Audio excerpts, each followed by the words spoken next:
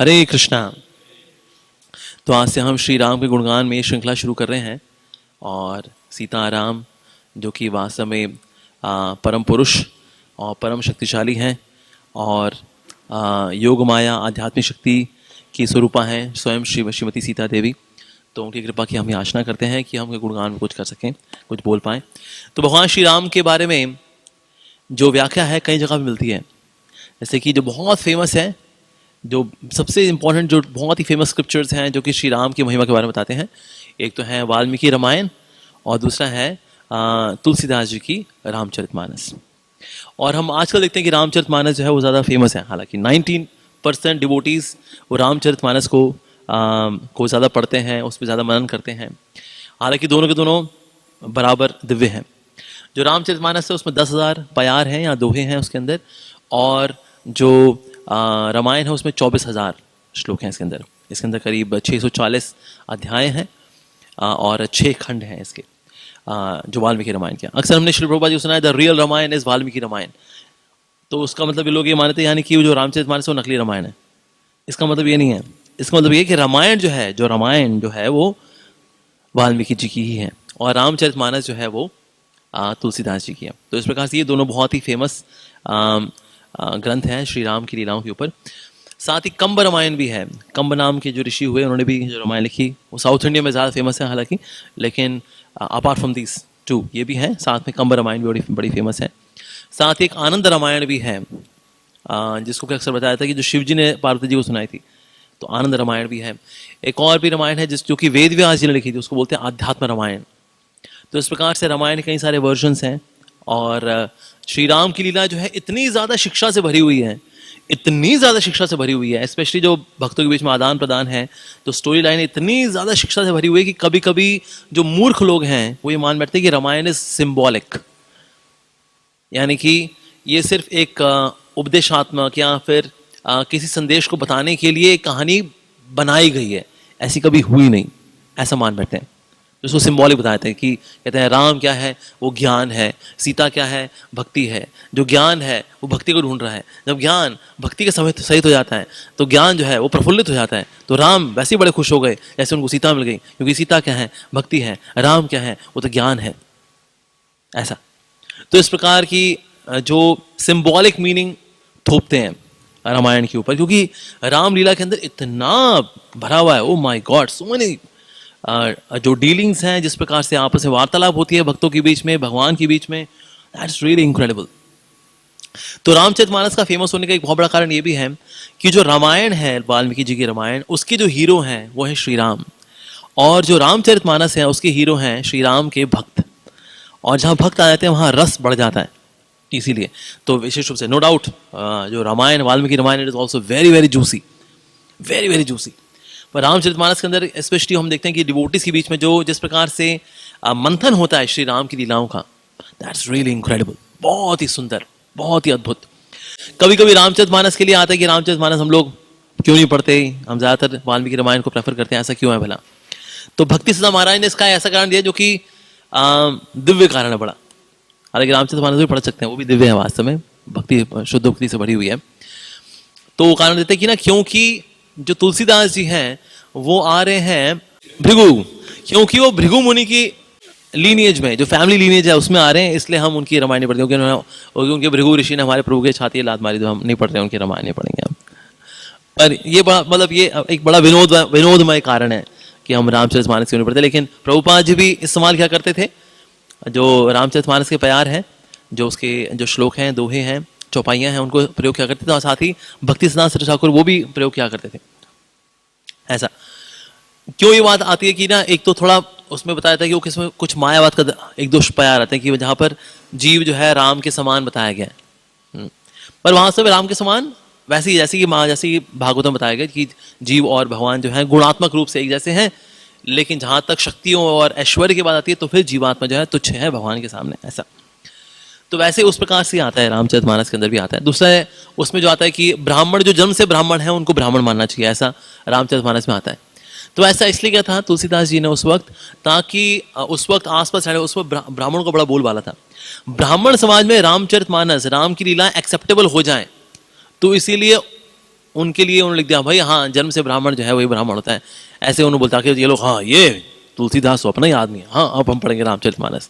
तो इनको भक्ति देने के लिए उन्होंने ऐसे किया। जैसे कि श्रीधर स्वामी भी ऐसा करते हैं, बीच बीच में कुछ स्टेटमेंट्स देते हैं जो कि मायावादी को बड़ा खुश कर देती है, कहते हैं हाँ ये देखो भागवतम में बढ़िया कमेंट्री दे दी, एकदम सूट करती है हमारी अंडरस्टैंडिंग के हिसाब से, ताकि उसमें जब जुड़ जाएंगे श्रीधर स्वामी के साथ तो साथ में लीलाएं में डाल देंगे उनके इस कनेक्शन के साथ साथ। तो इस प्रकार श्रीधर स्वामी भी करते हैं। तो अक्सर ऐसे आचार्य करते हैं। तो उसी तरह से तुलसीदास जो रामायण है वो भी प्रामाणिक है और जो वाल्मीकि रामायण है वो भी प्रामाणिक है। लेकिन आजकल हम देखते हैं ज़्यादा फेमस जो है वो तुलसीदास जी की Ramcharitmanas, both of them are but equally bona fide. तो मैं आज जो कथा लूंगा इसमें दोनों रहेंगे, थोड़ा सा रामचरितमानस भी रहेगा इसके अंदर, थोड़ा सा रामायण भी रहेगा, कि दोनों की इंट्रोडक्शन बहुत ही खूबसूरत है। तो वाल्मीकि जी जो है वो उनके हृदय में बहुत ही तृष्णा है प्रभु को लेकर के, क्योंकि उन्होंने बहुत ही कठिन तपस्या भी की है उन्होंने, और शुद्ध हुए हैं और बहुत ही दिव्य स्तर है इनका। तो इसलिए उन्होंने प्रार्थना करके जो है नारद मुनि का प्राकट्य कराया कि नारद मुनि मैं जानना चाहता हूँ कि ऐसा कौन सा व्यक्ति है जो कि पूरी सृष्टि में सबसे अधिक साहसी है, सबसे अधिक बुद्धिमान है, सबसे अधिक सुंदर है, सबसे अधिक करुणामय है, सबसे अधिक शक्तिशाली है, सारे गुणों से ऐसा भरा हुआ है कि उसके बराबर कोई हो ना, जिसमें कोई ईर्ष्या नहीं है, कोई द्वेष नहीं, कोई अज्ञानता नहीं है, बल्कि जिसके संपर्क में ये आ जाता है उसकी अज्ञानता, उसका द्वेष, उसकी कमियां, उसकी सब पाप इत्यादि सब दूर हो जाते हैं। ऐसा चरित्रवान व्यक्ति जो हर प्रकार से दक्ष है, ऐसा व्यक्ति भला कौन होगा? Who will be such a hero? तो ये जब प्रश्न सुना नारद मुनि ने तो कुछ समय के लिए ना वो पॉज हो गए। वो पॉज ऐसा नहीं वो सोच रहे थे कि कौन होगा इंडिया में नाम, ऑस्ट्रेलिया में ना यूएस ना नहीं, नॉट दैट ना, इसलिए नहीं। वास्तव में ये प्रश्न में जो उनकी उत्कंठा थी वाल्मीकि जी की, और इसका जो जवाब था इतना सुंदर था, सिर्फ इसको लेकर के उस पर आत्मनिवेशन करते करते वाल्मीकि जी जो है आनंद में आ गए कि अब इनको बताना क्या है। वो जानते हैं क्या बताना उनको, लेकिन उनमें उत्साह आ गया। तो अगर जो स्टूडेंट होता है, जो स्टूडेंट है, अगर उसके अंदर बहुत तीव्र जिज्ञासा होती है जानने की, तो फिर गुरु उसको बताते भी हैं। ऐसा जो अगर ये लेके चलें कि अगर कटोरा है जिसमें कि दूध डालना है, गाय के थन से का दूध डालना है, तो गाय का जो दूध है वो है सारे वेदों का दिव्य ज्ञान, ओके। लेकिन डालना किसमें? वेसल में। और जो दूध धोने वाला है वो है मिल्कमैन, द टीचर, जो अध्यापक है, जो गुरु है। लेकिन वो मिल्क जब करेंगे तो क्या करेंगे? अगर कटोरा अगर बहुत गहरा होगा और वो खाली होगा तो उसके अंदर दूध आ पाएगा। उसी प्रकार से जो कटोरा है वो है स्टूडेंट, वो कितना खाली है वो है उसकी ह्यूमिलिटी, कितनी विनम्रता है उसके अंदर, और वो कितना गहरा है वो है उसकी ईगरनेस, उसके अंदर कितनी उत्कंठा है जानने की। तो उत्कंठा भी हो, ऊपर से खाली भी हो, विनम्रता भी हो, ऐसे में फिर वो दूध जो है धोआ जा सकता है और फिर दूध उसमें डाला जाएगा। तो इसीलिए नारद मुनि जो है प्रश्न सुनकर के बहुत आनंदित हो गए। जैसे आज अदानिता भी बड़ा अच्छा बता रहे थे कि अगर प्रश्न बड़े अगर क्वालिटी वाले होते हैं तो फिर उत्तर में भी फिर उतना ही रस होता है। तो इसीलिए क्वेश्चंस ये स्टिमुलेट करते हैं, स्टीयर करते हैं, चर्न करते हैं और अधिक निचोड़ते हैं रस को देने के लिए। तो इसी प्रकार का जो प्रश्न जब उन्होंने सुना तो फिर नारद मुनि ने बड़ी प्रसन्नता पूर्वक उनको बताया कि देखो ऐसे में तो एक ही व्यक्ति है जिनका गुणगान वास्तव में होना चाहिए है, और वो है श्री राम। श्री रामचंद्र की जय। तो श्री राम का गुणगान करना चाहिए। अब श्री राम का जो गुणगान है उसका गुणगान किया गया है रामचरितमानस के अंदर इन इंट्रोडक्शन। तो वैसे जब भी राम कथा होती है मेरी ओपिनियन में हमेशा ये वाला पार्ट हमेशा बोला जाना चाहिए, क्योंकि श्री राम का जो गुणगान है उसका भी गुणगान है। There are glories to the glories of Lord Ram. तो श्री राम की जो ग्लोरीज है उनकी ग्लोरीज क्या है वो आती है रामचरितमानस के इंट्रोडक्शन में आती है कि श्री राम की जो गुणगान है वो ऐसा है जैसे अग्नि के समान, और जितने भी इविल्स हैं, जितने भी कष्ट हैं, दुख हैं और शैतानी ताकतें हैं, पाप करने की प्रवृत्तियां हैं, ये सब की सब क्या है ड्राई वुड, सूखी लकड़ी के समान। तो अग्नि जिस प्रकार से सूखी लकड़ी को जला के भस्म कर देती है, उसी तरह से श्री राम का गुणगान वो लकड़ी को जला के भस्म कर देता है। श्री राम का जो गुणगान है वो चंद्रमा की रोशनी के समान है। जिस तरह चंद्रमा की रोशनी आती है तो जो कमल होता है वो खिल जाता है, तो भक्तों का हृदय है कमल, भक्तों का हृदय खिल जाता है जब श्री राम के गुणगान की चंद्रमा की रोशनी उसके ऊपर पड़ती है। श्री राम का जो गुणगान है वो अमृत के समान है, क्योंकि जो अमृत आता है तो चातक उसका पान करता है और चातक उसको से जीवन मिलता है। उसी प्रकार से ये जो भक्तों के हृदय हैं उनके अंदर जो भक्ति की भावना है वो उसका पोषण होता है जब श्री राम का गुणगान होता है। श्री राम का जो गुणगान है वो वास्तव में पूरी सृष्टि के लिए आशीर्वाद है।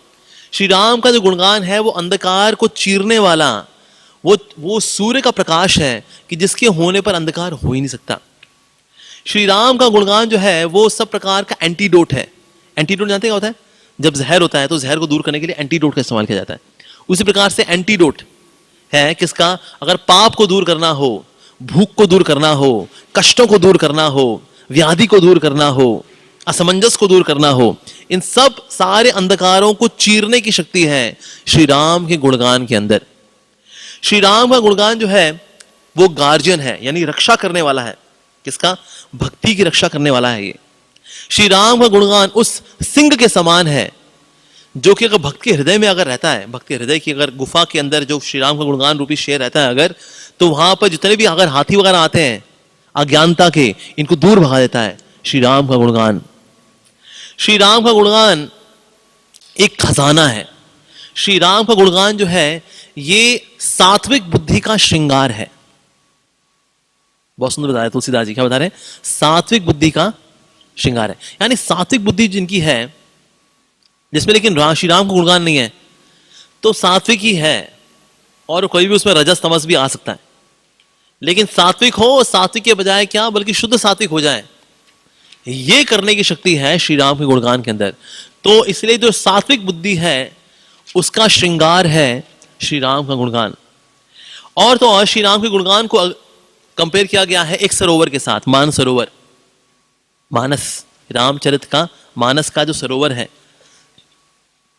श्री राम का गुणगान करने का के गुणगान का जो सरोवर है, इसके आसपास जो है कुछ रक्षक भी हैं। इस सरोवर के, इसके सरोवर के रक्षक हैं जो श्री राम की कथा कहने वाले हैं। श्री राम की कथा जो क्योंकि होती रहती है, इसलिए श्री राम की जो गाथाएं हैं ये हमेशा जनरेशन आफ्टर जनरेशन, पीढ़ी दर पीढ़ी आगे बढ़ती रहती हैं। इसलिए देखते हैं क्योंकि श्री राम का गुणगान, श्रीमद् भागवतम की कथाएं क्योंकि हमेशा से भारतवर्ष में चलती रही हैं, इसीलिए यहाँ पर मुगलों ने और कईयों ने यहाँ राजपाट करने का प्रयास किया 500 साल 2 साल ब्रिटिश राज। लेकिन आज भी इंडिया के अंदर 82% हिंदूज हैं। अदरवाइज किसी भी देश में 30-40 साल अगर कोई मुसलमान आ जाए ना, अगर उसको पूरा इस्लामिक देश बनाए थे वो, लेकिन यहाँ पे 800 साल बीत गए, लेकिन आज भी 82% यहाँ हिंदूज हैं। क्योंकि ना जगह जगह पर राम कथाएं हो रही हैं, जगह जगह पे भागवत कथाएं हो रही हैं, हरि कथाएं हो रही हैं, ऐसा। तो इसलिए जो श्री राम के गुणगान के सरोवर की रक्षा करने वाले जो रक्षक हैं, प्रोटेक्टर्स हैं, वो हैं हरि कथा कहने वाले। साथ ही जो न्यू मेंबर्स भी आते हैं, यानी कि इस श्री राम के गुणगान का जो सरोवर है इसमें स्नान करने के लिए, इसका आनंद लेने के लिए इसमें न्यू मेंबर्स भी आते हैं, नए नए सदस्य भी आते हैं। नए सदस्य वाला कौन है? नए सदस्य हैं श्रोता, कि भाई अरे श्री राम का गुणगान हो रहा है, चलो चलो सुनने चलते हैं। तो लोग कौन है? न्यू मेंबर्स, नए सदस्य हैं ये। और साथ ही श्री राम का जो गुणगान है, अब ये सरोवर जो है, इस सरोवर तक अब पहुंचना है। इस सरोवर तक पहुंचने में भी कुछ बाधाएं हैं। इसमें जो एक बाधा है वो है आड़ा टेढ़ा रास्ता। जो आड़ा टेढ़ा रास्ता है वो है असत्संग। असत्संग क्या करता है? हालांकि श्री राम के गुणगान तक आप आराम से पहुंच सकते हैं, लेकिन ना ये आपको रफ वे, यानी कि उल्टे सीधे रास्ते से लेकर के जाता है। उल्टे सीधे रास्ते से क्या होता है? बड़ा कष्ट होता है। जैसे मान लो कि राम जी की कथा हो रही हो कहीं, पर बुरी कंपनी, असत्संग, अरे क्या जा रहे हो तुम राम की कथाओं में? क्या हुआ? क्या है? क्या रामायण है? क्या रामायण है? क्या एक रावण, एक राम, एक रावणा, एक क्षत्रिय, एक ब्राह्मणा, उसने उसकी नार हरी, उसने उसकी मौत करी, यही तो है बस। ये सुनने के लिए तुम जा रहे हो? एक राम, एक रावण, एक क्षत्रिय, एक ब्राह्मण, उसने उसकी नार हरी, उसने उसकी मौत करी, हो गया रामायण, चल बैठ घर पे। तो राम की कथाओं तक तो पहुंचना मुश्किल होता है जब असत्संग होता है। असत्संग, असत्संग क्या है? इट्स अ रफ वे, ये आड़ा टेढ़ा रास्ता है जो कि राम की कथाओं का जो गुणगान का सरोवर है उस तक हमें नहीं पहुंचने देता। साथ ही क्या, क्योंकि अब सरोवर है ये जंगल के बीच में है। अब जो जंगल है, जंगल में ना कहीं वहां पर शेर, चीते, बाघ, भेड़िए ये भी रहते हैं। तो शेर, चीते, बाघ, भेड़िए ये कौन है भला? ये है इन्फैचुएशन, एरोगेंस एंड प्राइड, घमंड सांसारिक लोलुपता और कठोर व्यवहार। जिस व्यक्ति का कठोर व्यवहार है, सांसारिक लोलुपता है, ये शिकार कर लेती हैं इसका रास्ते में, और ये श्री राम की कथाओं के गुणों के सागर की ओर, गुणों के जो सरोवर है उस तक पहुंच नहीं पाता। तो इसलिए विनीत भाव से बैठना चाहिए, इन शेर का शिकार हम ना हो, ये प्रयास करना चाहिए। जो गृहस्थ जीवन है वो पहाड़ है। अगर सरोवर तक पहुंचना है, सरोवर के इस तरफ आप हो, बीच में है पहाड़, तो क्या पहाड़ को चढ़ते चढ़ते व्यक्ति थक जाता है, थक जाके क्या बैठ जाता है, फिर चलता है, तो ना उसको सरोवर तक पहुंचता है, लेकिन सरोवर तक पहुंचने में ना उसको देरी हो जाती है। तो जो गृहस्थ जीवन है उसको तुलसीदास जी बता रहे हैं, वो एक पहाड़ के समान है जो सरोवर तक हमको पहुंचने में ना देरी कर देता है। व्यक्ति थक जाता है, पहुंचते पहुंचते थक जाता है वो बेचारा। तो गृहस्थ जीवन जो है वो भी ऑब्स्टेकल है, बिकॉज व्यक्ति बिजी रहता है, यहाँ वहाँ, ये जिम्मेदारी वो जिम्मेदारी। राम कथा चल रही है, लेकिन क्या करें जी, बच्चों की पेरेंट टीचर मीटिंग आई हुई है। अच्छा जी, ठीक है जी, करिए जी, आप कथाएं करिए, हम बच्चों की पेरेंट टीचर मीटिंग में होकर के आते हैं। चलो जी, अब क्या करें जी, अच्छा मेहमान आ गए, ओह मेहमान, अजय मेहमान जी, आपको आज ही आना था, राम की कथा तक पहुंचना था मेरे को, अब जल्दी जाएं तो हम कुछ राम की कथा में पहुंचे। तो बेचारे आधी कथा छूट गई, पौनी कथा छूट गई, सवा कथा छूट गई, तब पहुंचते हैं। आज की कथा पूरी मिस हो गई, कल आना था, रास्ते में फ़ोन आ गया, बीवी बीमार है, पति का दिमाग खराब हो गया है, बच्चे क्या क्या कूकू कर रहे हैं। कई बेचारे क्लास में बैठते भी, हमने देखा गृहस्थ लोग ना, उनकी इतनी रुचि होती है हालांकि कि कथा सुन ले, बच्चे लगे हुए उनके साथ, ऊपर चढ़ के क्या को क्या, जो डिस्टर्बेंस हो रही होती है, हम कहते हैं देखिए प्लीज, जी जी जी प्रभु जी, जी प्रभु। भाई यार, तुम लोगों की वजह से ना हम कथा नहीं सुन पाते हम। तो कहीं होते बेचारे बड़े दुखी होते हैं, कथा में आप बैठ के सुनना चाहते हैं, अच्छी कथा चल रही होती है, वो महाराज बैठे हुए हैं, भक्त बैठे हैं, हरी कथा कर रहे हैं, पर बच्चों को क्या क्या कू कू, ऊपर चढ़ना, नीचे घुसना, धूम धड़ाका, ओ गॉड। तो गृहस्थ जीवन को उसने बताया गया कि पहाड़ के समान है कि सरोवर तक पहुंचने बेचारा ना, मतलब इतना डिस्ट्रैक्ट हो जाता है वो, ओहो। तो वैसे गृहस्थ जीवन की निंदा नहीं है, लेकिन हाँ उसका स्वभाव ऐसा है, स्वभाव ही ऐसा, क्या करें। कलयुग में हालांकि सारे आश्रम कठिन ही है, और विशेष रूप से गृहस्थ आश्रम में ऐसा रहता है। साथ ही क्या है, अगर मुझे श्री राम के गुणगान के सरोवर तक पहुंचना है, तो बीच में ना बड़ी तेज लहरी बह रही है। अगर आप इसका शिकार हो गए तो बह के कहीं और ही पहुंच जाएंगे। हम जाना था श्री राम के गुणों के सरोवर के पास, वो पहुंच गए कहीं और। तो ये जो तेज जो स्ट्रीम है, ये स्ट्रीम है कुतर्क की। ऐसा क्यों जी? ऐसे नारी का अपमान हुआ है रामायण के अंदर, बार बार उनको परीक्षा देनी पड़ रही है, कभी उनको अग्नि परीक्षा देनी पड़ रही है, कभी वो धरती के अंदर जाना पड़ रहा है उनको। एक बात होती है, ये कुतर्क है। छुप करके ऐसे बाली को मारना है तो बहुत गलत बात है जी, ये कुतर्क है। जो कुत्तों का तर्क होता है उसको बोलते हैं कुतर्क। ये मेरी परिभाषा है सिर्फ, ठीक है। कुतर्क मतलब आलतू फालतू लॉजिक लगाने उसके अंदर। ऐसे कैसे हो गया, राम जी खीर से कैसे, भाई खीर से कोई पैदा कैसे हो सकता है जी? खीर खा के तो हजम होता है, उसका अच्छा लगता है, आप सैर करने जाइए, लेकिन खीर खा के बच्चा कैसे हो जाएगा? 4 बच्चे हो गए, उसका जो बच्चा कुछ था वो फिर अंजना के पास पहुंच गया, उनसे फिर हनुमान जी पैदा हो। देखिए प्लीज, कुतर्क। तो कुतर्क क्या है? It is a deadly stream. ये बहुत तेज लहर है, अगर इसको छू गए वो बह गए कहीं और सरोवर पहुंचा था वो कहीं और ही चले गए वो जी। तो कुतर्क जो है वो बहुत तेज लहर है, नहर है, जिससे जो कि भाग के कहीं और ही ले जाती है, ऐसा। साथ ही अगर श्री राम के गुणगान के उस सरोवर तक पहुंचना है तो ऐसा हो सकता है कि आपको ज्वर आ जाए। आप पहुंच रहे थे, पहुंचते पहुंचते बुखार आ गया, आपको बुखार आ गया तो आप वहीं बैठ गए आप, क्योंकि बुखार आ गया, 100 टेम्परेचर लगाया 205, क्या करें भाई, तो बैठ गए आप। तो ज्वर क्या है? ज्वर है आलस। श्री राम कथा के सुनने में क्या है? आलस। बैठे हैं,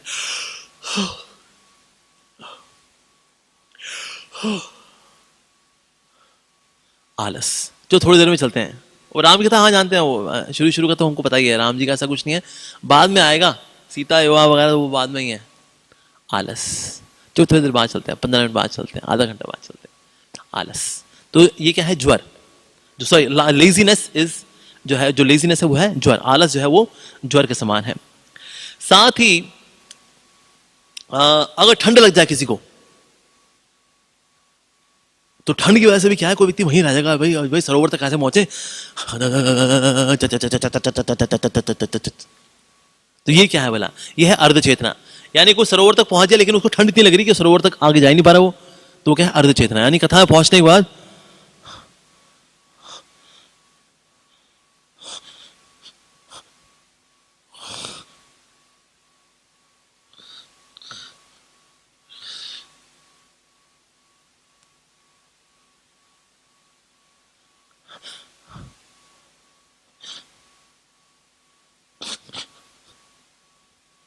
अर्ध चेतना।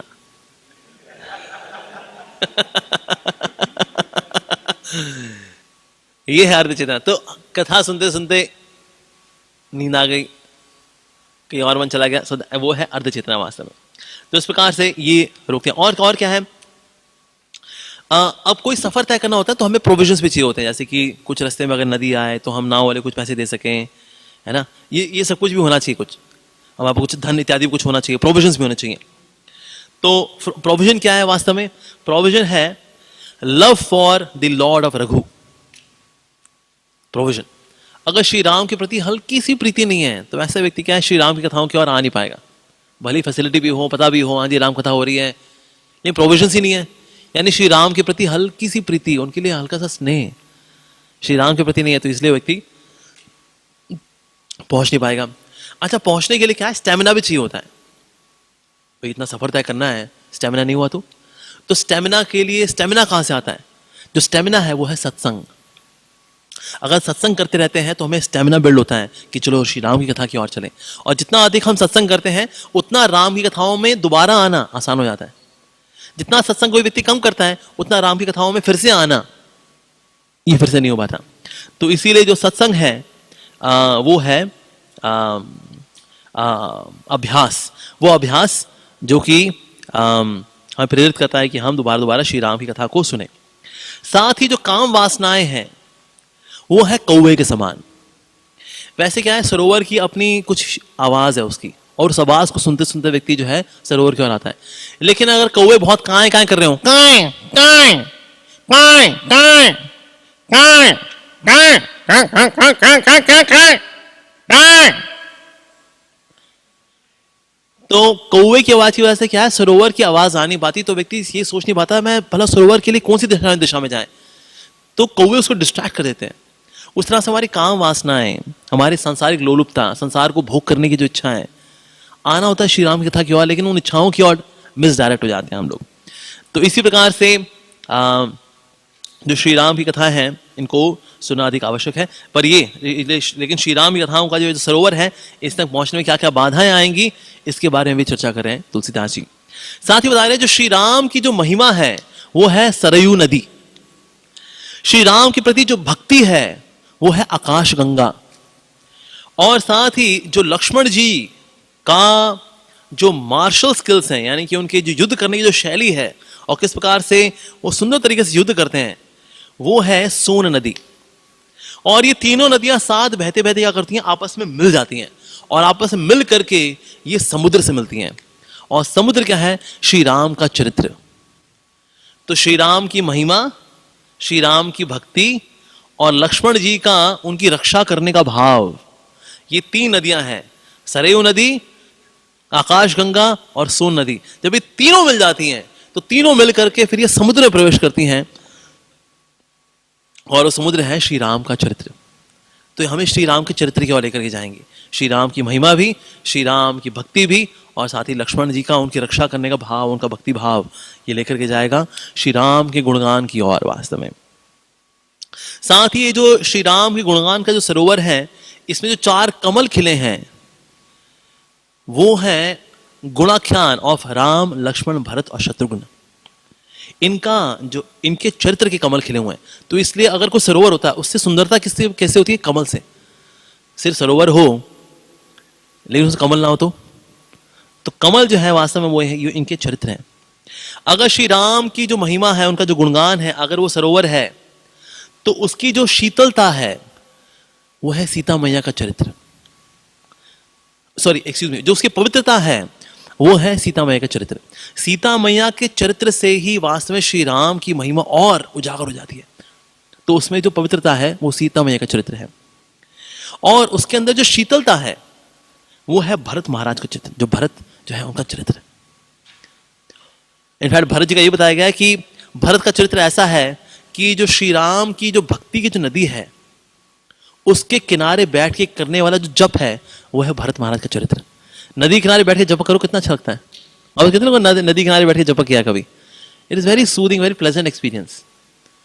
तो भरत महाराज का चरित्र है वो ऐसा ही है जैसे कि श्री राम के गुणों का जो ये सरोवर है इसके किनारे बैठ के जप करना, वो है भरत महाराज का चरित्र। और इस सरोवर की जो मिठास है वो है चारों भाइयों का आपस में आदान प्रदान। राम, लक्ष्मण और भरत और शत्रुघ्न जो इनका आपस में आदान प्रदान है, हालांकि चारों विष्णु तत्व हैं, ये चारों का जो आपस में आदान प्रदान है वो है इस सुंदर सरोवर की मधुरता, इसकी स्वीटनेस। ऐसा जो इनका मैरिज पास टाइम्स है, जो श्री राम का प्राकट्य है वो है शिशिर ऋतु। जो सीता और राम का विवाह की जो लीला है वो है वसंत ऋतु। जो श्री राम का जाना है और उनका वन में गमन करना है वो है ग्रीष्म ऋतु। जो वर्षा ऋतु है वो है राक्षसों को मारना। शरद ऋतु है श्री राम का जाना। इस प्रकार से जो सारी ऋतुएं हैं वो श्री राम की लीला में उपस्थित है, सारी ऋतुएं। तो इसलिए अगर किसी को किसी भी ऋतु का अनुभव करना हो तो सारी ऋतुएं भी कहां हैं? श्री राम की लीलाओं के अंदर है। साथ ही जब वाल्मीकि से पूछा गया कि श्री राम के भाई वो हीरो कौन है, वाला who is that most heroic personality, तो उसके बारे में जब वाल्मीकि जी ने बताना शुरू किया वो है श्री राम। श्री राम वो है जिनकी सारी इंद्रियां उनके वश में है और उनके पास इतनी शक्ति है, अनंत शक्ति के स्वामी हैं श्री राम। उनके जो कंधे हैं बहुत चौड़े हैं और जो कॉलर बोन है उनका जो ये हिस्सा है ये बहुत गहरा है। उनका जो इंटेलेक्ट है बहुत ही, जो बुद्धि है बहुत गहरी है। जो उनकी लर्निंग है वो अनंत है। साथ ही जो उनका शरीर है बहुत ही सिमेट्रिकल है। उनके जो शरीर का जो ओज है वो हरे रंग का है। साथ ही उनका जो मुखमंडल है वो बहुत ही सुंदर है। जो उनकी जॉ लाइन है बहुत ही मजबूत है और जो उनका ललाट है बहुत ही चौड़ा है। उनमें शक्ति है भगवान विष्णु के समान। उनके अंदर उनका जो वक्षस्थल है, जो उनका साहस है वो हिमालय के समान है। उनमें धन और ऐश्वर्य है कुबेर के समान है। धर्म का पालन वो स्वयं धर्मराज के समान करते हैं। जब श्री राम ने 11,000 साल तक राज किया उस वक्त किसी व्यक्ति को ना कोई मेंटल एगनी थी, ना कोई मन में कोई किसी प्रकार का विकार था, ना कोई शरीर में कोई दोष था, ना कोई व्याधि थी, ना बुढ़ापा था। वहां पर कोई चोर नहीं था, कोई कमी नहीं थी किसी प्रकार की। अयोध्या में कोई ताले नहीं लगाता था। किसी व्यक्ति को तृष्णाओं से, भूख से, प्यास से कष्ट नहीं हुआ करता था। उस वक्त इतनी पवित्रता थी कि सतयुग भी उसके आगे फीका लगे, इतना पवित्र सारा वातावरण था। उस वक्त फल हो, सब्जियां हो, दूध इत्यादि इन सबका ऐश्वर्य भरपूर था। और उस वक्त कभी भी अर्थक्वेक नहीं आए, वहां कभी फ्लड नहीं आया, कभी भी ऐसी प्राकृतिक आपदा नहीं आई जब श्री राम जब शासन कर रहे थे, जब राम राज्य था। स्त्रियां जो थी बहुत ही पवित्र थीं और कभी भी किसी स्त्री को विधवा होने का दुर्भाग्य का अनुभव नहीं करना पड़ा। इस प्रकार श्री राम ने 11,000 वर्ष तक उन्होंने राज किया। उनका चरित्र बहुत ही गंभीर, इतना गहरा मानो कि समुद्र के समान हो। और उनमें करुणा, बुद्धि अनंत है उनकी, श्री राम की। और रण क्षेत्र में वो एक महानायक के समान है। ऐसे हैं श्री राम। इस प्रकार से वाल्मीकि रामायण के अंदर पहले अध्याय के 8वें श्लोक से लेकर के 100वें श्लोक तक श्री राम का गुणगान किया है, जिसकी मैंने समरी अभी आपको दी है। और आचार्य का ये भी कहते हैं कि अगर ये कोई 92 श्लोक अगर पढ़ता है वाल्मीकि रामायण के तो उसको वही फल प्राप्त होता है कि वो सारी रामायण जिसने पढ़ ली हो। अगर कोई सारी रामायण ना पढ़ पाए अगर, तो पहले अध्याय के 8वें श्लोक से लेकर के 100वें श्लोक तक ये जो 92 श्लोक्स हैं इनको अगर वो पढ़ता है तो उसको पूरी राम कथा पढ़ने का, सुनने का उसको ये सौभाग्य उसका फल प्राप्त होगा। ऐसा है जिसकी मैंने सिर्फ समरी आपको बताई है। अदरवाइज वाल्मीकि रामायण के अंदर श्लोक पे श्लोक है, बड़े सुंदर श्लोक है वास्तव में। तो इस प्रकार से श्री राम का वर्णन किया, गुणानुवर्णन किया उन्होंने। अब ये कह करके उसके बाद नारद मुनि चले गए। जब नारद मुनि वहां चले गए, and he is the best teacher, ऐसे क्या होता है, जो वैसे जो अच्छे टीचर्स होते हैं वो शब्दों से समझाते हैं, लेकिन जो बेस्ट टीचर होते हैं वो अपने व्यवहार से भी समझाते हैं। तो इसीलिए उनका व्यवहार ही बहुत पवित्र है नारद मुनि का। तो फिर उनके व्यवहार को देखते हुए, उनसे आशीर्वाद लेते हुए, फिर जो वाल्मीकि जी हैं फिर वो आगे बढ़े। आगे बढ़े तो फिर वो स्नान करने के लिए गए। वैसे वो गंगा नदी में स्नान करने के लिए जाया करते थे, लेकिन इस बार भगवान की इच्छा से वो तमसा नदी जो थी उसमें स्नान करने के लिए गए। बहुत ही वहां पर स्नान करने के लिए जब गए तो उनके साथ उनके शिष्य भी गए, भारद्वाज मुनि भी गए। तो एक जगह पे जो नदी थी उसमें काफी मटमैली हो रखी थी, लेकिन दूसरी जगह पे बहुत पवित्र थी वो। तो दूसरे स्थान पे जाकर उन्होंने स्नान किया। जो स्नान कर रहे थे उसकी शीतलता का अनुभव कर ही रहे थे, तभी उन्होंने वहां पर देखा कि दो बकुल जैसे जो पंछी थे और दोनों आपस में जो है प्रेम मिलाप कर रहे थे। तभी कहीं से एक तीर आया और उसने क्या किया, जो उसमें जो मेल बकुल था उसका वध कर दिया। जब उसका वध हो गया तो ये देख करके इतने दुखी हो गए कि ये किसने किया ये क्रूर कार्य। और उस एकदम क्रोधावेश में आकर के उन्हें श्राप दिया कि जिस भी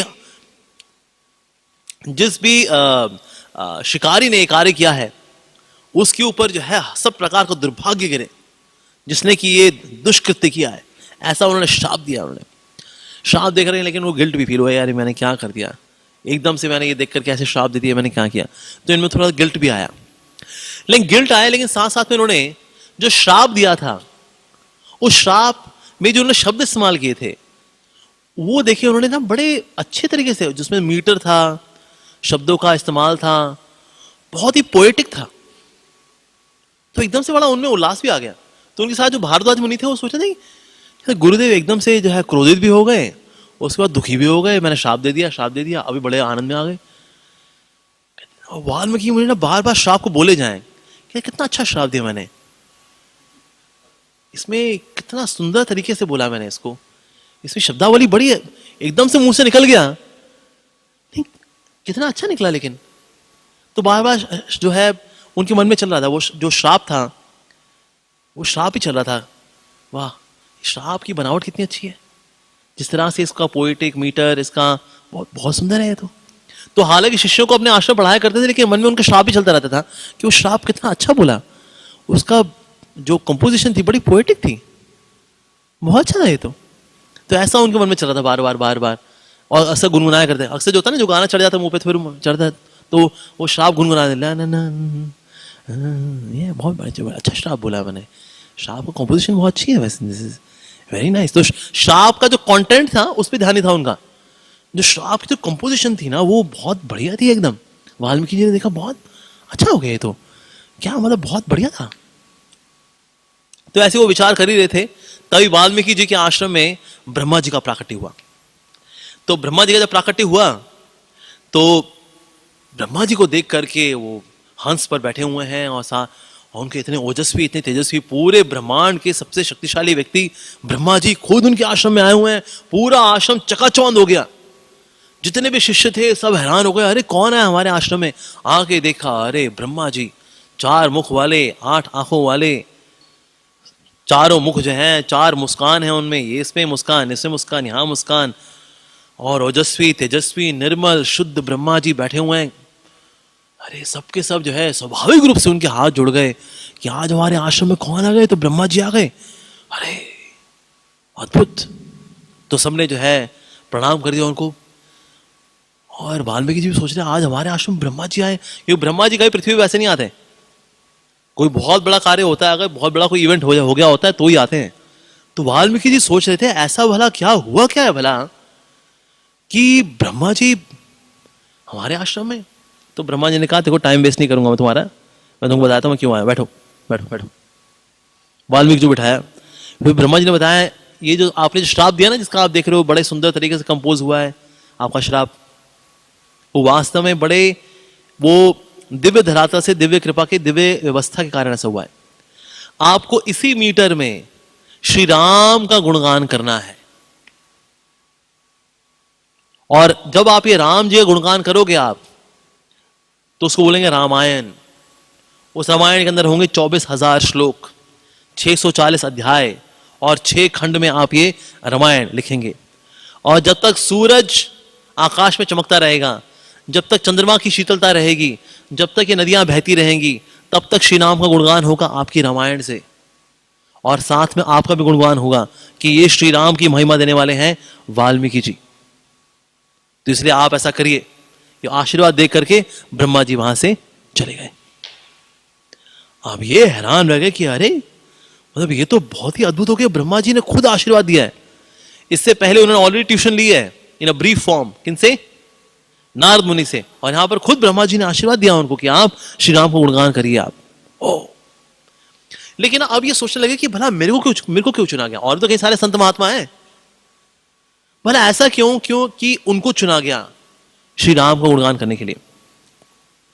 तो जब उन्होंने इस बात पे ध्यान लगाया कि ऐसा क्यों कि मेरे को चुना गया, तो सबसे पहले जो उनके मन में प्रकाशित हुई वो स्त्री, वो दिव्य विभूति, दिव्य शक्ति, भगवान की योग माया शक्ति जो उनके खुद के आश्रम में रह रही थी। कौन? सीता मैया।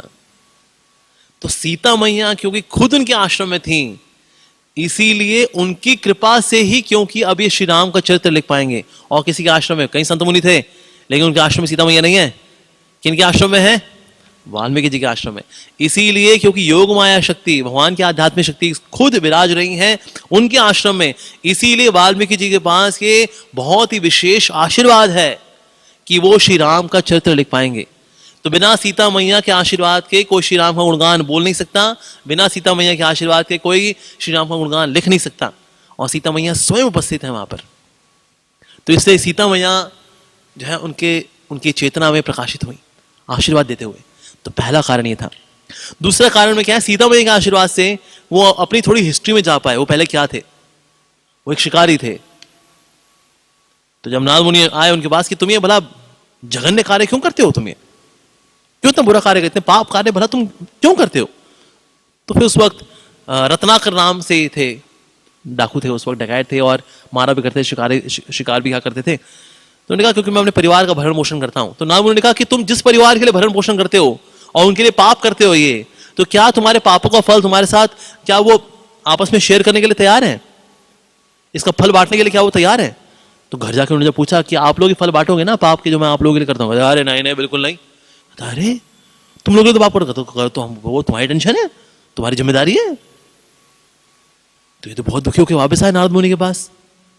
तो नारद मुनि ने कहा देखो ये तुम्हारे पाप तो कोई बांटने वाला नहीं है। फिर कहते तो इनसे निवारण कैसे होगा? तो आपको भगवान का नाम लेना पड़ेगा। लेकिन क्योंकि बहुत पापी कोई व्यक्ति हो तो प्रभु का नाम नहीं ले पाता। जैसे हम लोग कई बार कीर्तन करते हैं ना बाहर, बोले बोलिए बोलिए प्रभु का नाम लीजिए,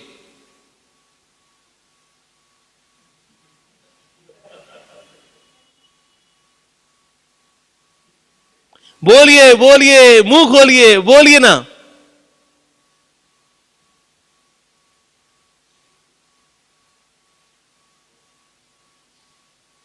चुगली करिए, अब चुगली करने मुंह खोल लेंगे, प्रभु का नाम नहीं ले पाते लोग, मुंह नहीं खोल पाते। चलिए बोलिए हरे कृष्णा बोलिए,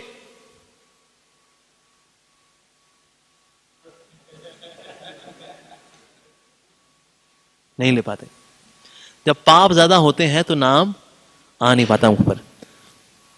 लेकिन भगवान के भक्त बड़े ट्रिकी है, कहते ठीक है तुम राम नाम तो ले नहीं पा रहे, तो ऐसा करो मरा नाम ले लो, मरा, क्योंकि तुमने इतने मारे तो हैं ही हैं, ये भी मरा, हिरणी मरा, ठीक है, खरगोश ही मरा, है ना, तो मरा मरा बोलोगे? तो हाँ मरा बोल लूंगा। ठीक है तो मरा बोलिया करो, इसको ये भी मरा, वो भी मरा, ये भी मरा, तो मरा मरा बोलिया करो। ठीक है जी, मरा मरा मरा मरा मरा मरा मरा मरा राम राम राम, तो मरा मरा मरा मरा मरा राम राम राम राम राम। इस प्रकार से श्री प्रभु का नाम लिखना शुरू हुआ।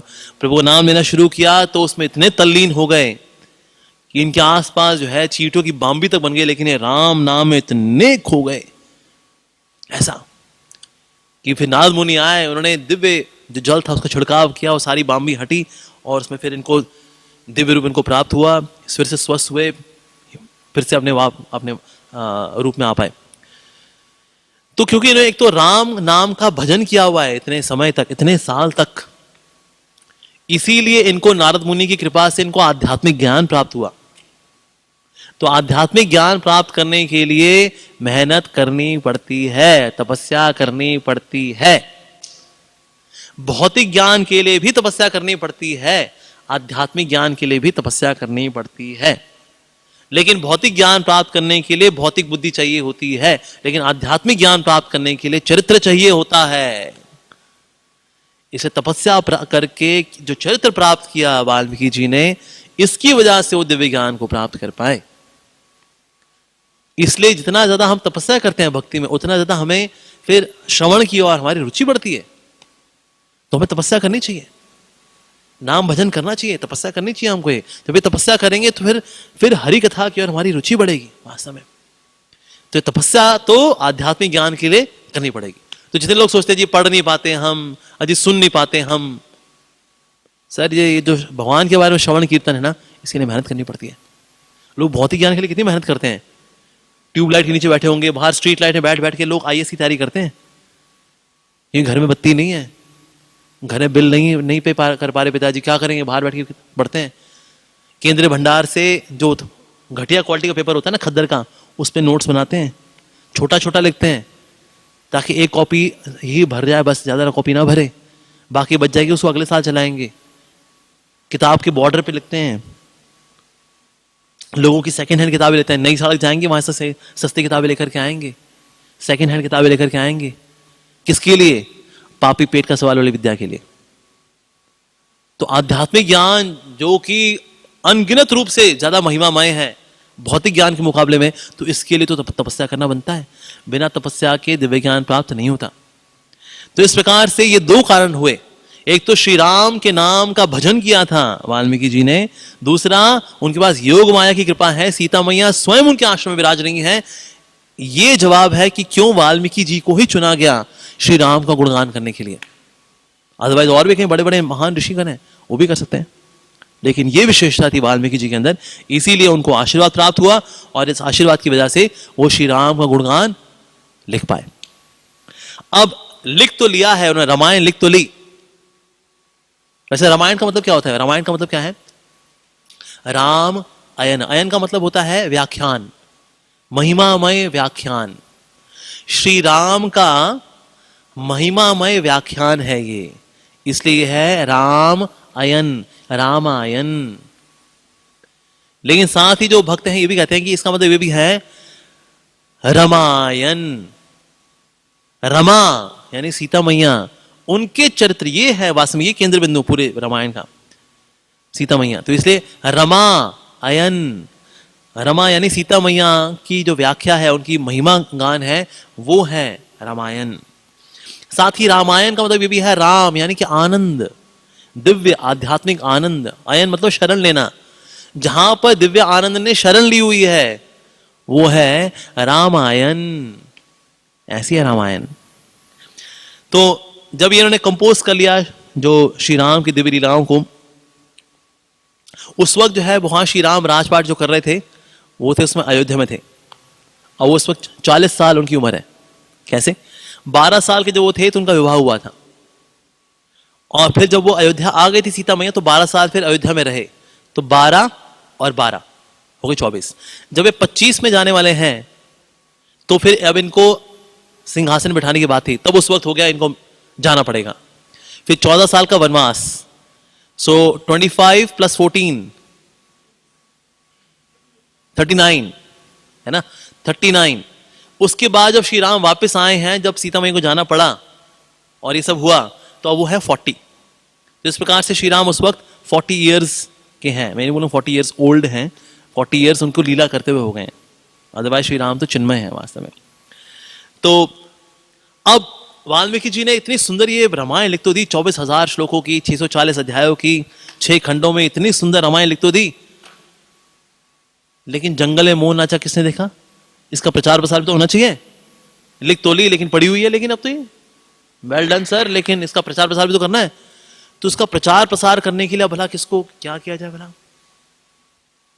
तो अगेन जब उन्होंने ध्यान लगाया तो इस बार सीता मैया भी आई उनको दर्शन देने के लिए, साथ में उनके दोनों पुत्र भी आए, लव और कुश। तो प्रश्न एक था सवाल और जवाब थे दो। कौन प्रचार प्रसार करेगा? Answer number 1 love, answer number 2 कुश। सो लव और कुश। तो लव और कुश को फिर उन्होंने पर्सनली ट्रेनिंग दी वाल्मीकि जी ने कि किस तरह से हर एक राइट मीटर में, राइट टोन में किस तरह से रामायण के हर एक श्लोक को बोलना है, उसकी ट्रेनिंग दी।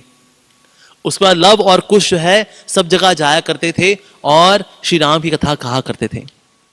तो श्री राम की कथा कहते कहते संत लोग इतने प्रसन्न होते थे जब वो इतने सुंदर तरीके से श्री राम का गुणगान करते थे, तो संतगण, वैष्णवगण, भक्तगण एकदम तृप्त हो जाते थे। मतलब इवन बाकी लोगों से आकर के उनका वो गुणगान सुना करते लव और कुश से श्री राम की लीलाओं का।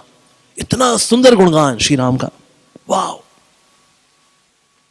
तो इवन कुछ संतों ने ये भी आशीर्वाद दिया, क्योंकि तुम इतना सुंदर बताते हो श्री राम के बारे में लव कुश, हम तुमको ये आशीर्वाद देते हैं कि जिनके बारे में तुम ये गुणगान कर रहे हो रामायण में, एक दिन उनके सामने उनका गुणगान करने का तुमको सौभाग्य प्राप्त होगा। यह हम हृदय से आशीर्वाद देते हैं आपको। तो संतों के आशीर्वाद मिले लव और कुश को कि एक दिन श्री राम का गुणगान श्री राम के सामने करेंगे वो। तो ये जो कीर्ति थी लव और कुश की, ये कीर्ति पहुंच गई अयोध्या में श्री राम के पास। तो उन्होंने सोचा अच्छा तो हम अवश्य सुनेंगे वो व्याख्यान। अब श्री राम ने कहा कि अपने जो बाकी भाई थे उनको, जो और सगे संबंधी थे, मित्रगण थे, उन सबको बुला लिया कि हम लव और कुश के मुख से हम बहुत ही सुंदर व्याख्यान सुनने वाले हैं। और उसको उन्होंने बताया हम रामायण सुनने वाले हैं, यानी रमा यानी सीता मैया का महिमा गान सुनने वाले हैं। उन्हें नहीं बताया कि मेरा गुणगान है इसके अंदर। उनके लिए गुणगान किसका है? रामायण। अगर हम पीछे पूछे श्री राम जी से रामायण क्या है, तो श्री राम कहेंगे रामायण मतलब सीता मैया का गुणगान। सीता गुण मतलब वो मैया नहीं बोलेंगे, मैया तो हमारी है, बोलेंगे सीता का गुणगान, दैट इज रामायण। तो सीता का गुणगान सुनने के लिए उन्होंने क्या किया, सीता मैया का गुणगान सुनने के लिए उन्होंने कहा सबके सब आज अपने भाइयों को बुला लिया उन्होंने कि हम एक बहुत ही विशेष व्यक्ति का गुणगान सुनने वाले हैं, इसीलिए आप सब आ जाइए। अब था क्या, श्री राम जो थे 18 स्टेप ऊपर बैठे हुए थे और बाकी जितने भी थे वो सबके सब नीचे बैठे हुए थे। जितने मंत्री थे, उनके जो सगे संबंधी थे, वो सब नीचे बैठे हुए थे ऐसे करके। और लव कुश ऐसे सेंटर में है, बीच में है लव कुश, और यहां श्री राम बैठे हुए हैं, ऊपर हैं। तो ऊपर थे, लेकिन अब वहां बड़ा अकेलापन था। ऐसी कथा का मजा आता है जब हम भक्तों के साथ बैठ के आनंद, लेकिन श्री राम तो ऊपर ऊपर होकर बैठे हुए हैं, क्योंकि उनकी पोजीशन ऐसी है, राजा है वो, रघुपति राघव राजा राम, राजा राम जी है वो। तो जब लव कुश ने जब भगवान श्री राम का गुणगान शुरू किया तो इतना मधुर था वो, इतना अद्भुत था वो, इतना ज्यादा विस्मयकारी था, इतना ज्यादा मंत्र मुग्ध कर देने वाला था कि सारे के सारे जो है लव और कुश को और उनके गुणगान में पूरी तरह से तल्लीन हो गए वो। श्री राम जो थे उनका बड़ा मन कर रहा था मैं भी नीचे जाकर सुनूं। तो क्या करते थे वो, धीरे धीरे करके अपने गहनों को पकड़ा हुआ था उन्होंने और अपने कपड़ों को पकड़ा हुआ था और एक एक सीढ़ी नीचे उतर रहे थे और गुणगान को सुनते और धीरे धीरे करके कि शोर ना हो, शोर होगा तो पता लग जाएगा मैं नीचे आ रहा हूं। तो सुनते सुनते जो है एक एक सीढ़ी नीचे उतर रहे हैं, अपने गहनों को पकड़े हुए, गहनों से आवाज हो जाएगी ना नीचे उतरेंगे तो गहनों को पकड़े हुए हैं और कपड़ों को थामे हुए नीचे उतर रहे हैं, एक एक सीढ़ी, एक एक सीढ़ी, एक एक सीढ़ी, एक एक सीढ़ी, गहनों से आवाज ना हो, कपड़ा कहीं फंसे ना, एक एक सीढ़ी करते करते राम जी वहीं पर आ गए जहां पर बाकी सब बैठे हुए थे। और सब के सब जो है श्री राम का गुणगान सुनने में इतने आनंद विभोर हो गए कि उनको ये होश ही नहीं रहा कि राम जी उनके बगल में बैठे हुए हैं। और राम बगल में बैठे, कहते ओए कमाल हो गया, अरे ऐसा करे, क्या बात है, दे ताली, ऐसा और सब। और श्री राम का गुणगान चल रहा है तो एकदम से उनकी नजर जो है वो राज सिंहासन पे गई। कहते अरे राम जी कहां चले गए भाई? कहते वो राम का, अरे इतनी सुंदर व्याख्या चल रही थी, देखा उनके बगल में बैठे हुए जिनके साथ वो देताली कर रहे हैं वो। सबने कहा अरे हम तो इतने मंत्र मुग्ध हो गए, हमको तो ये होश ही नहीं रहा कि राम कब सिंहासन से धीरे धीरे धीरे धीरे करके हमारे साथ ही बैठ गए और हम उसमें जैसे जैसे रस्ते उसमें हाथ से रस्ता तो ये वो, अरे ये सब ऐसे हो गए, उनको पता ही नहीं चला राम जी ऊपर से नीचे आकर के इनके साथ ही बैठे हुए हैं। अब तो सब थोड़ा गिल्टी फील कर रहे थे, तो राम जी ने कहा नहीं इट्स ओके, नो प्रॉब्लम, बहुत सुंदर, सबके सब सबने बहुत आनंद लिया। इस प्रकार से लव और कुश के श्री राम की जो सुंदर व्याख्या थी, उनका जो गुणान वर्णन था, उनके गुणों की जो महिमा थी, इतने सुंदर तरीके से, इतने मधुर तरीके से, इतने हृदय से बताए उन्होंने, तो सब के सब एकदम मंत्रमुग्ध हो गए। तो इस प्रकार से उन्होंने जब गुणगान जब शुरू किया, तो सबसे पहले अयोध्या का गुणगान शुरू किया। तो ये सब अयोध्यावासी हैं, ये सब अयोध्यावासी हैं। तो अयोध्यावासी जो है सबके सब अभी जब सुन रहे हैं, उनका गुणगान सुन रहे हैं, तो अयोध्या का, तो अयोध्या का मतलब क्या है? अयोध्या। इसका एक मतलब यह है कि कोई किसी की औकात नहीं है अयोध्या से युद्ध कर सके, किसी की हिम्मत नहीं है, कोई सोच भी नहीं सकता कि अयोध्या के ऊपर आक्रमण करेंगे, छित्तर काट के रख देंगे। अंदर ऐसे ऐसे महारथी बड़े भरे हुए हैं। ऐसी अयोध्या का बताया गया है वाल्मीकि रामायण के अंदर, एक ऐसी गुफा जिसके अंदर बहुत सारे बब्बर शेर रहते हैं। कौन घुसेगा उसके अंदर? कहते मरना है बेटा, वो बब्बर शेरों की गुफा है, वो चीर फाड़ खाए सारे सारे। उनका जो सबसे कमजोर शेर है ना, वो अकेला काफी है, कौन जाए? तो इसलिए पराक्रम योद्धाओं की दृष्टि से ऐसा था मानो अयोध्या एक ऐसी गुफा हो जिसके अंदर काफी सारे बब्बर शेर रहते हैं, शक्तिशाली महापराक्रम है, पराक्रमी। ऐसा अयोध्या जो थी, उसकी जो पूरा स्ट्रक्चर था वो चौसर की तरह। चौसर कैसा होता है? प्लस और मल्टीप्लीकेशन, ऐसा। तो इनमें बड़ी चौड़ी चौड़ी सड़कें थी, बाकी जगहों पर जो रहने के स्थान थे, ऐसी थी अयोध्या। और साथ ही अयोध्या में जो सड़कें थी बहुत ही निर्मल, स्वच्छ और सेंटेड वाटर, जो इत्र से खुशबू वाला जो पानी वाला होता है ना, जो पानी होता है उससे हमेशा छिड़काव होता रहता था अयोध्या के अंदर। तो अयोध्या में जब भी जाएंगे आप, इस गली से निकले जैस्मिन की खुशबू, अब इस गली में निकले तो गुलाब की खुशबू, इस गली से निकले तो मोगरा की खुशबू। तो हमेशा सेंटेड वाटर से वो धुली रहती थी जो सड़कें थी। जो दीवारें थी वो पन्ना की बनी हुई थी। कई लोग पन्ना पहनते ना, ग्रीन कलर का होता है यहाँ पर। सर आपका बुध बड़ा वीक है, बुध आपको बुद्धू बना रहा है, आप 32 सदी का पन्ना पहन लीजिए। अरे पन्ना, और पन्ना बड़ा महंगा आता है, इतना सब पन्ना 50 रुपए का आता है, 50,000 रुपीज का, वेरी कॉस्टली, वो भी नकली पन्ना। तो आध्यात्मिक दिव्य पन्ने की तो वहां दीवारें थी, चंदन के जो है वहां गेटवेज थे। और वहां पर रोशनी कैसे थी? वहां रोशनी अयोध्या के अंदर जो मणियां हैं उनसे है।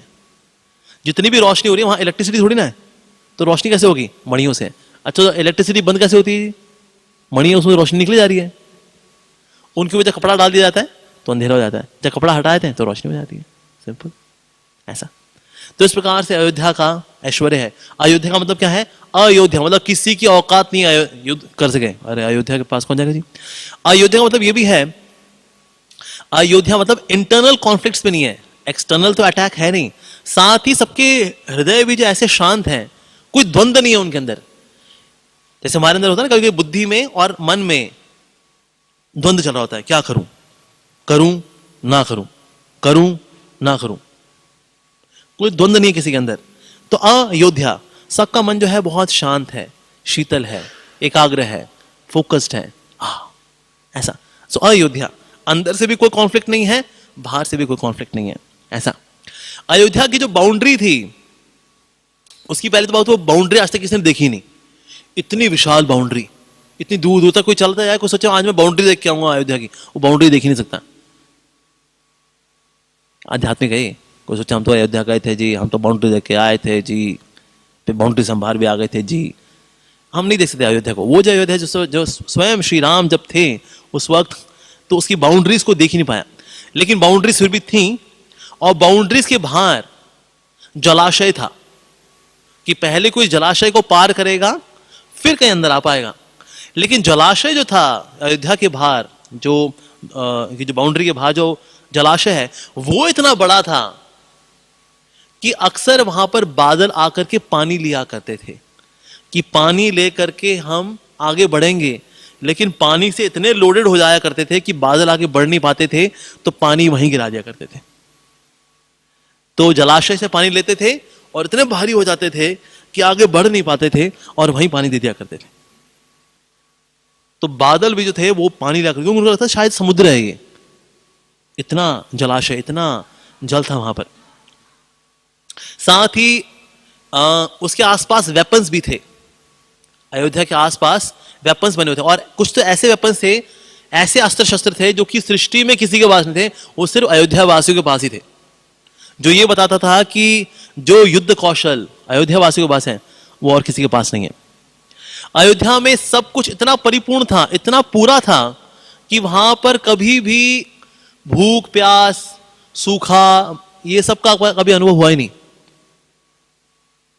वहां पर जो जल इत्यादि जो जितने प्राकृतिक संसाधन हैं, प्राकृतिक संसाधन जो है दो तरह से होते हैं। एक होते हैं देव मात्रक और एक होता है नदी मात्रक।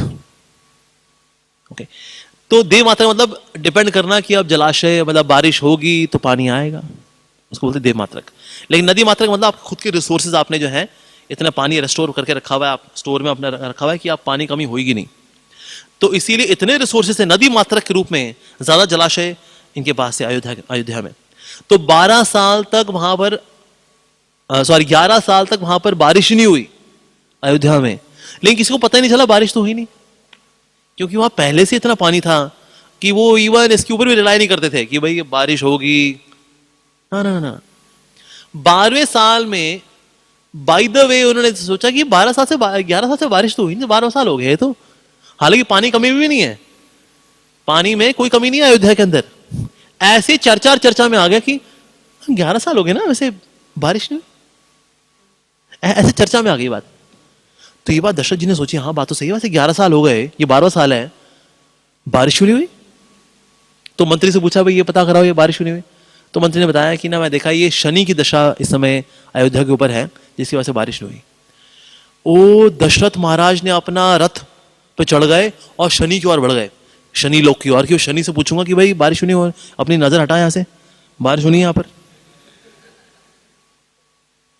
तो शनि की ओर आगे बढ़ गए दशरथ महाराज। दशरथ का मतलब वैसे ये दशरथ, जो कि 10 दिशाओं में एक साथ लड़ सके रथ पे बैठ करके।